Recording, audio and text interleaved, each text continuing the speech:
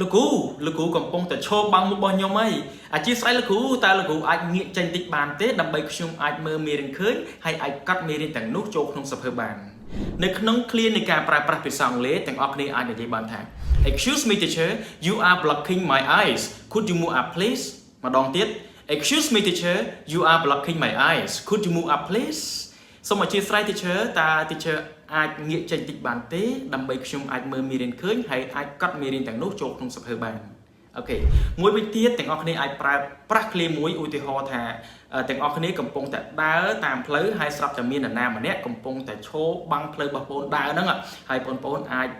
ចង់ស្នើសុំណាចង់ស្នើសុំអ្នកនោះដើម្បីឲ្យបងប្អូនហ្នឹងអាចមានផ្លូវដើរបន្តទៅខាងមុខទៀតអញ្ចឹងទាំងអស់គ្នាអាចប្រើប្រាស់ប្រយោគនេះបាន Excuse me sir you are blocking my way could you move up please ម្ដងទៀត Excuse me sir you are blocking my way could you move up please អត់ទោះលោកតើលោកអាចងាកបន្តិចបានទេដោយសារតែអ្នកកំពុងតែឈប់បាំងផ្លូវរបស់ខ្ញុំអូខេទាំងអស់គ្នាអាចប្រើប្រាស់ប្រយោគទាំងនេះបាននៅក្នុងការប្រើប្រាស់ប្រចាំថ្ងៃឬក៏ការអនុវត្តការនិយាយភាសាអង់គ្លេសប្រចាំថ្ងៃបើគិតថាវីដេអូនេះសំខាន់ហើយមានប្រយោជន៍ទាំងអស់គ្នាអាចចែករំលែកហើយអូខេជួបគ្នានៅវីដេអូក្រោយអរគុណ